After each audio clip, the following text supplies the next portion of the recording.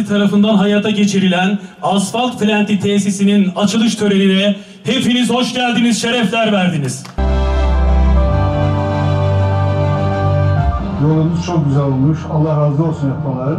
Ayrıca olduğumuz için bundan sonra işimizi daha fazla yapacağız. Ama tam maşallah 8 kilometre gele başlıyor. Kadimce devleti. Yerel ekonomiyi destekliyor ve istihdamı artırıyor. Siirt'in köyleri ve ilçeleri birbirine bağlanıyor, şehir ile bölge arasındaki ulaşım her geçen gün güçleniyor. Bizim toplam köy yolu ağımız 1908 kilometre. 1908 kilometrenin sadece 107 kilometresi bu tesis öncesinde, 107 kilometresi bitümlü sıcak karışım BSK sıcak asfalt niteliğindeydi. Geri kalan kısmı sati kaplama veya ham yol şeklinde, stabilize veya. 107 kilometre 1908 kilometrenin içerisinde %5'e tekabül ediyor. Peki yol ne demek bir millet için, bir il için, bir memleket için? Yol medeniyet demek. Yol zenginlik demek. Yol bereket demek. Hareket olan yerde bereket olur. Hareket olabilmesi için yolların sağlıklı ve düzgün olması lazım.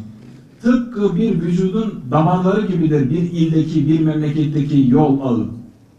Eğer yollarınız açıksa, damarlarınız açıksa sağlıklısınızdır. Elhamdülillah biz dedik ki önce yoldan başlamamız lazım. Çünkü Cumhurbaşkanımız Sayın Recep Tayyip Erdoğan bize her zaman şunu söylüyor. Yol medeniyettir. Ve yol konusunda memleketimizin geldiği nokta Sayın Cumhurbaşkanımızın eserleri, yollar, köprüler, alt geçitler, üst geçitler hepimizin istifade ettiği çok güzel hizmetler. Ve esas bu hizmetlerin varması gereken noktada bu yolların birleştiği yerde milletimizin kalbi, milletimizin duasıdır. Biz bu yolları milletimizin duasını almak için yapıyoruz. Yola devam ediyoruz. Yıl sonuna kadar biz en az 125 kilometre ve üstünü de Allahu alem devam edeceğiz. Ama biz bu tesise başlarken, sene başında hedeflerimizi açıklarken demiştik ki 100 kilometre yol yapacağız BSK bu sene. 450 kilometrede asfalt yama yapacağız. Biz daha yıl bitmeden Ekim ayında, 29 Ekim'de biz 100 kilometreyi geçtik. Biz bu 102 kilometre yolu kendi imkanlarımızla bu tesisi kurmamış olsaydık, ihale yoluyla piyasadan nakit parayla yapmış olsaydık kasamızdan, bugün piyasa araştırmasında altyapısı dahil 1 kilometre sıcak asfalt 10 milyon lira civarında. Çok basit bir hesap. 100 milyonu 10 milyonla çarptığınız zaman 1 milyar para ediyor. Doğru mu?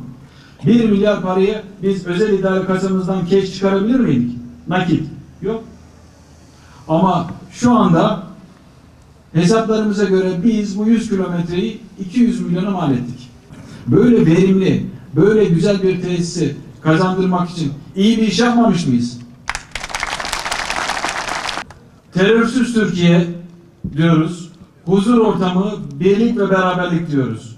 Ve bunu güçlendirici adımlar atmamız gerekiyor. İşte bu tesis hızlı bir şekilde bu yolları yaptığımızda yol ne demek? Aynı sağlıktan, güvenliğe, kalkınmadan ilerleme her alanda bizi bir seviye yukarıya taşıyacak bir hizmettir. Tamamı milli olan görmüş olduğumuz bu tesisimiz 110 dönüm alanda kurulmuş olup saatte 160 ton sıcak asfalt üretebilecek kapasitede bir asfalt üretimi. Saatte 200-300 ton arası kum ve çakıl üretimi yapabilecek kapasitede bir adet taş kırma ve eleme tesisi, konkosör hemen yukarıda.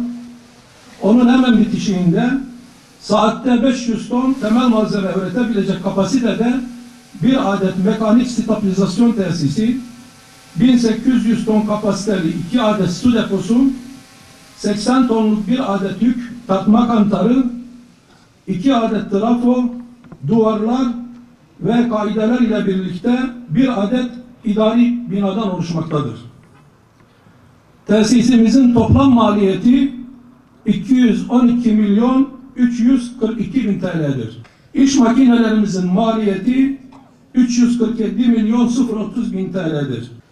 Asfalt plenti ve konkasör tesisimiz ile aldığımız 50 adet iş makinamızın toplam maliyeti 559.372.000 TL'dir. Bismillahirrahmanirrahim.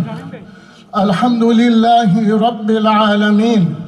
Vessalatu vesselamu ala Resulina Muhammedin ve ala alihi ve sahbihi ecma'in. Allahümme ya mufattihal ebvab, iftah lana hayral bab. Allahümme edfa anna şerrel zalimin vel hasidin vel bağudin ve men la yerhamuna ve men la yekhafu mink.